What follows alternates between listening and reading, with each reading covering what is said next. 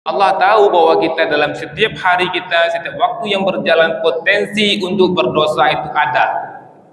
Maka Allah yang maha bijaksana itu, yang menjadikan kita, yang mendesain kita, tahu kita punya potensi untuk berdosa, dan Allah tidak ingin kita masuk neraka, Bapak Ibu. Tidak ingin Allah kita masuk neraka. Maka Allah carikan kesempatan, peluang untuk kita mendapatkan ampunan. Dan tidak hanya mendapatkan ampunan, Allah berikan kita peluang untuk mendapatkan pahala. Apa itu pahala, Bapak Ibu? Pahala itu hadiah dari Allah. Orang yang mendapatkan pahala itu dia mendapatkan hadiah dari Allah. Hadiah dari Allah itu terserah Allah lah, Bapak Ibu. Bisa kenyamanan hidup, ketentraman hidup, bisa menikmati hidup, apapun persoalan tidak memberatkan kita. سبح اسم ربك الأعلى الذي خلق فسوى. Assalamualaikum warahmatullahi wabarakatuh.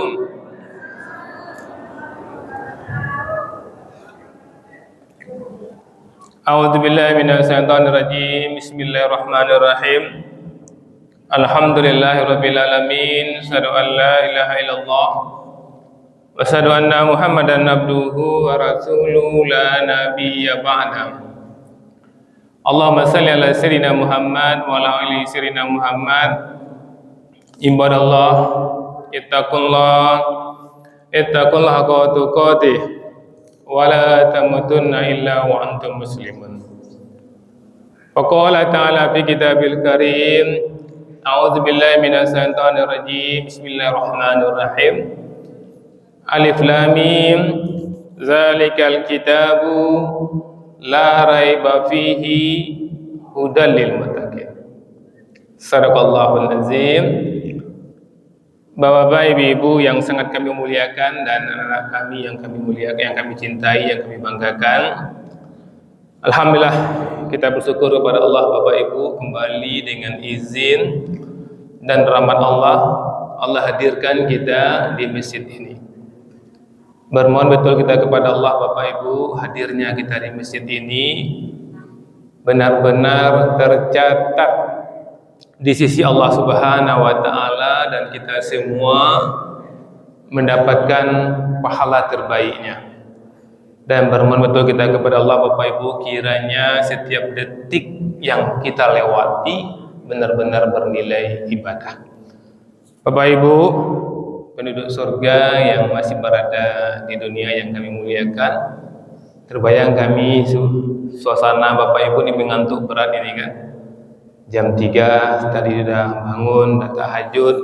Tapi yakinlah Bapak Ibu, mendengar kajian ini juga luar biasa fadilahnya.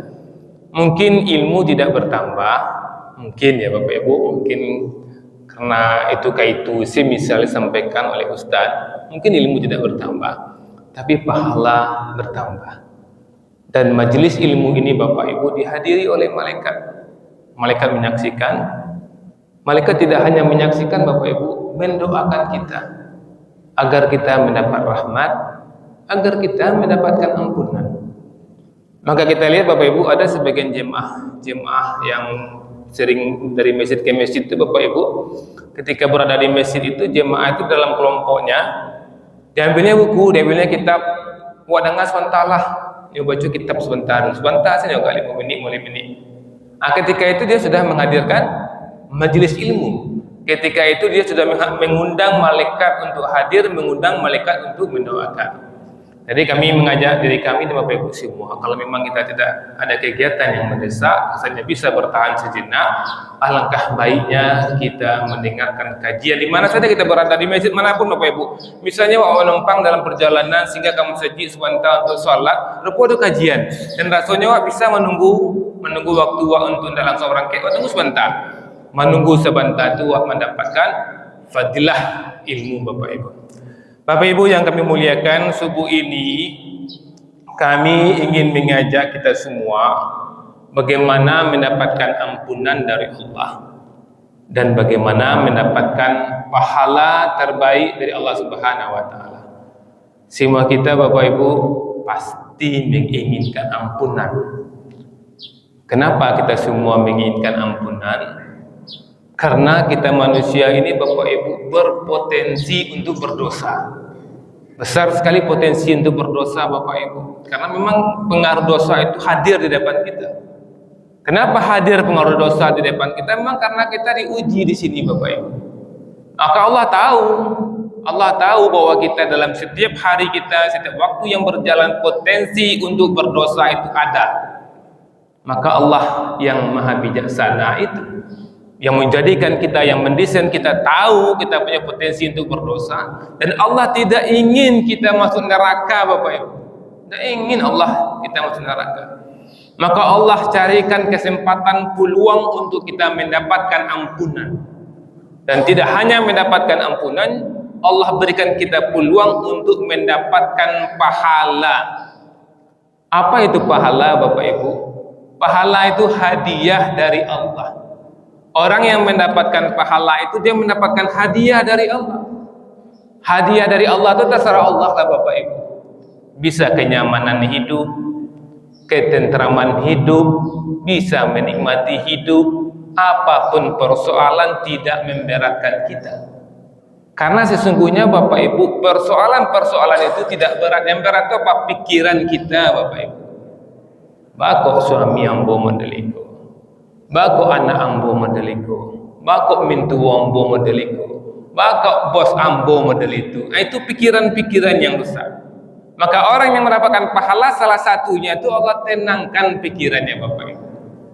Makanya dalam kesempatan ini ada kiat-kiat yang kita kerjakan sehingga kita mendapatkan ampunan plus mendapatkan pahala Bapak Ibu. Itu bisa kita lihat dalam surat Al-Ahzab.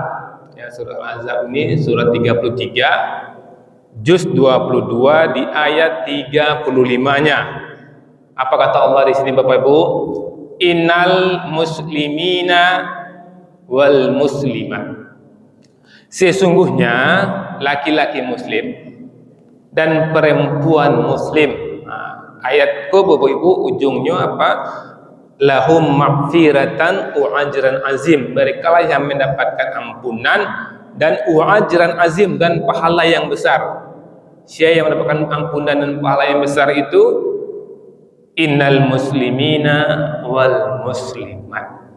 Sesungguhnya laki-laki muslim dan perempuan muslim. Apa yang pertama Bapak Ibu? Maka inilah yang kita syukuri Bapak Ibu, kita terlahir sudah menjadi muslim Bapak Ibu. Bayangkan kita lihat bagaimana sejarah ya paman Nabi yang betul-betul sayang kepada Nabi, yang menopang setiap ibadah perjuangan-perjuangan Nabi, meninggal tidak dalam keadaan muslim Bapak Ibu. Sementara kita terlahir di keluarga muslim dan besar sebagai orang muslim. Maka ini nikmat yang besar. Syukuri ini Bapak Ibu. Di syaratnya akan mendapatkan ampunan tadi, mendapatkan pahala yang besar itu innal muslimina wal muslimat. Muslim laki-laki dan muslim perempuan. Alhamdulillah Bapak Ibu.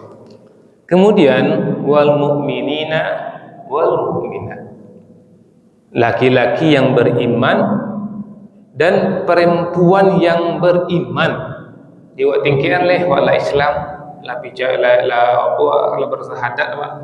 Kemudian tingkian lewat beriman Bapak Ibu. Beriman apa tu? Apa ya percaya wak sabana percaya. Karena kami katakan di sini kan betul-betul percaya dengan hakul yakin. Sabana-bana percaya kita Bapak Ibu. Percaya wak adanya Allah. Kan dengan rukun iman tapi percaya mana wak ada tu Allah.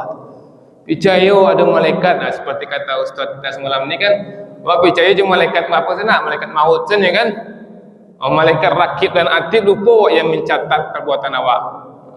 Saya kepada malaikat itu iman. Percaya wak rasul yang rasul mencontohkan kehidupan. Kepastian Bapak Ibu, perempuan yang beriman, laki-laki yang beriman. Kemudian apa lagi? Wal qanitina wal qanitat. Laki-laki yang taat dan perempuan yang taat. Jadi Bapak Ibu, laki-laki dan perempuan punya potensi besar untuk dapat pahala Bapak. Sama potensinya. Tapi tidak sama karajonya Bapak Ibu. Apakah laki-laki dan perempuan sama? Allah mengatakan tidak sama. Ketika Ibunda Maryam dia bernazar kalau nanti lahir anakku, ambo jadian anakku untuk berkhidmat di masjid. Rupanya anak lahir aku produksi rupanya. Dikatakan di situ perempuan dan laki-laki tidak sama. Jadi kalau ada mengatakan perempuan dan laki-laki sama, dia sudah membelakangi Al-Quran. Tapi laki-laki dan perempuan punya potensi yang sama untuk mendapatkan pahala, punya potensi yang sama untuk mendapatkan ampunan dan mendapatkan pahala yang besar. Dan lihat Bapak Ibu, luar biasa Bapak Ibu, ya Rasulullah mengatakan, dan ibu-ibu ini paling nikmat hidupnya. Kalau ibu-ibu dengan surga sampai ke tingkat hakul yakin, kau yakin mana pasti ada surga itu, paling nikmatlah menjadi ibu-ibu. Kenapa Bapak Ibu? Surga itu ada 8 pintu Bapak Ibu. Pintu jihadnya, pintu puasanya, ya kan, pintu infaknya, pintu tahajudnya, 8 pintu. Orang yang kuat tahajudnya masuk ke pintu tahajud, yang jihad masuk ke pintu jihad. Agak Rasulullah, perempuan yang taat dengan suaminya, maka dia bisa masuk ke 8 pintu tu. Ibu nak do tahajud doh, sembahyang ibu 5 waktu dulu dah perkara wajib doh. Baca Quran sekali-sekali saja. Jihad indak lo doh, infak indak lo doh. Tapi taat kepada suami, masuk ke 8 pintu tu. Dak nikmat jadi ibu-ibu tu. Tapi kalau ibu-ibu enggak sampai ke keyakinannya dengan surga hakul yakin, merasa ndak adil. Allah kan ndak adil. Ya awak mesti tunduk ke suami awak. Berbakti ke orang tua, izin lo ke suami dulu. Pai ke rumah tetangga, izin lo ke suami dulu. Suami terserah sekama kapai. Karajo melamar karajo, katamu yakinkan suami dulu baru melamar karajo. Kan seperti itu kan? Ndak adil doh. Kalau ada yang berkata seperti itu, dia tidak yakin dengan surga tadi. Ndak hakul yakinnya Bapak Ibu. Nah, maka mulai sekarang kami mengajak dari kami dan ibu semua, katakan kepada anak perempuan kita firman Allah ini, taat cukup dengan taat dengan suami, tidak payah kita Bapak Ibu dapat sarugo, dapat pintu masuk ke selapan-lapannya. Buktikanlah nanti waktu dunia kau habis, ibu yang taat-taat kah, mungkin kecek kawan bodoh kau masa muda tujuh mana dengan suami kini emansipasi gini kok, nak ada naknya dangan naknya izin kan apa tak pai dah. Beku ambo kapai ke situ silaturahmi mencaliak nenek mau sakit, tak boleh ada ijazah dah. Apa ianya mangau dah tu mereka tu. Itu tidak akan mendapatkan masuk surga dari pintu yang terserah pintu yang mana Bapak Ibu. Nanti di akhirat nanti akan menyesal. Dia batu rupanya mak kawan ambo tu memang taat bananya ke suaminya, bisa masuk seluruh pintu ambo dulu ndak dah. Akan menyesal kita Bapak Ibu, itu kesempatan Bapak Ibu. Nah, pastian tu ya wal qanitina wal qanit. Laki-laki yang taat, perempuan yang taat, wasodikina wasodikat. Laki-laki yang benar. Laki-laki yang benar ku apa ndak panduturu amanahnya Bapak Ibu. Besok ya besok, jam 2 ya jam 2, ndak pernah batu-batuka keceknya tu. Betul juga wasodikat, perempuan yang benar perkataannya, benar-benar menjaga amanah dia. Di rumah siapa awak yo kecek udah yo meng di rumah sini kamar-kamarnya tu. Tahu suaminya jam 3 di rumah istrinya, jam 4 di rumah istrinya, jam 5 di rumah istrinya, tahu. Kena saling komunikasi. Kemudian wasobirin, laki-laki yang sabar. Maka Bapak Ibu sabar ni penting karena ujung ayatnya apa? Lahum ma'firatau wajran azim. Orang itu yang mendapat ampunan dan pahala yang besar. Sabar Bapak Ibu. Laki-laki yang sabar. Bapak-bapak sabarlah menghadapi istri. Istri-istri sabarlah menghadapi suami. Bayangkan Bapak Ibu, perangai suami awak urusan ninyo ya Allah Bu. Yang kita sebagai istri sabar menghadapi suami. Suami seperti itu kita didik, kita arahkan istri kita, dan kita sabar menunggu dia berubah Bapak Ibu. Tidak berubah-ubah sampai mati tidak masalah, karena kita akan mendapatkan ampunan dan pahala yang besar. Kemudian wal khashiina wal khashiat, laki-laki yang khusyuk dalam solatnya dan perempuan yang khusyuk dalam solat. Ini pasti Bapak Ibu awak khusyuk salat. Khusyuk kau bah, awak berusaha semaksimal kemampuan awak untuk salat tu. Kan ihsan tu apa yang ihsan? Ketika kamu beribadah, kamu yakin Allah melihat. Kalau tidak Allah yang melihat, bahwa Allah, kamu rasakan kehadiran Allah itu. Nah itu yang ihsan tu. Aku buat berusaha tu.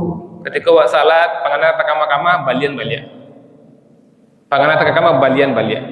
Ya, wasodikin, dan perempuan laki-laki yang bersedekah, wal musadikat, dan perempuan yang bersedekah. Pasti ibu bersedekah tu hari Bapak Ibu, walaupun 500 pun 1000. Wasoimin, wasoimat, laki-laki yang berpuasa, perempuan berpuasa yang berpuasa sekarang. Wal hafizina wa furujuhum, dan laki-laki yang memelihara kehormatannya. Wal hafizat, dan perempuan yang menjaga kehormatan. Kehormatan apa? Pakaian kita, cara bicara kita. Wazakirin Allah kasiran, dan lelaki yang berzikir kepada Allah, perempuan yang berzikir kepada Allah.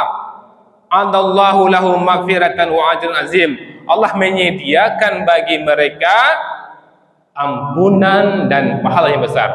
Bapak Ibu, ya, ingat Al-Ahzab 35, kita akan mendapatkan ampunan dan pahala yang besar kalau kita taat, kalau kita sabar. Bapak Ibu, Allah akan berikan itu.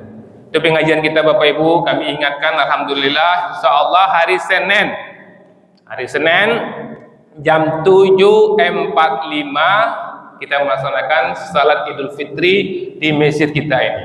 Ini salat Idul Fitri yang kedua nih Bapak Ibu. Jadi kami betul-betul mengajak Bapak Ibu semua yang hadir ini, kita ajak pula saudara-saudara kita yang lain.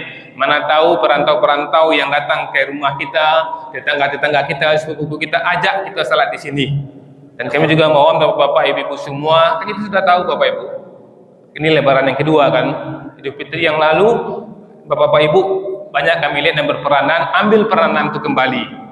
Kan yang berperanan misalnya ada yang memperhatikan parkir, memperhatikan jemaah, memperhatikan kota infak, tetap ambil peranan itu. Dan kalau perlu korde nanti bisa diminta kepada Ustadz kita. Kemudian Bapak Ibu seperti dikatakan kakak tulisan kemarin, ya, karena biasanya orang Bapak Ibu suka meniru gitu, suka meniru.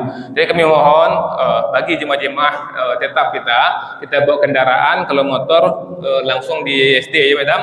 Di SD itu langsung, jadi orang lain mengikuti beko gitu. Kalau misalnya awak misalnya berhenti Honda, walaupun sabanta dan risiko sabanta dan bela Jawa dulu, karena awak ni berhenti sabanta untuk masuk ke dalam untuk ambil laptop balik-balik, orang nak tahu doh. Orang contoh lo beko lah salah jadinya gitu. Walaupun sabanta kalau itu salah jangan Bapak Ibu. Dan kalau bisa nampakkan Bapak Ibu ya, kan kadang-kadang ada tak kunci tuh. Tak sadar kan tak kunci soto, nampak dia ibu kan ada bapak geser suka seketek pak, atau mungkin perlu nyokok kerdi itu. Itulah Bapak Ibu, kita mohon kepada Allah memberikan kekuatan kepada kita. InsyaAllah lebaran besok, Idul Fitri besok lebih baik daripada Idul Fitri sebelumnya. Banyak maaf. Assalamualaikum warahmatullahi wabarakatuh.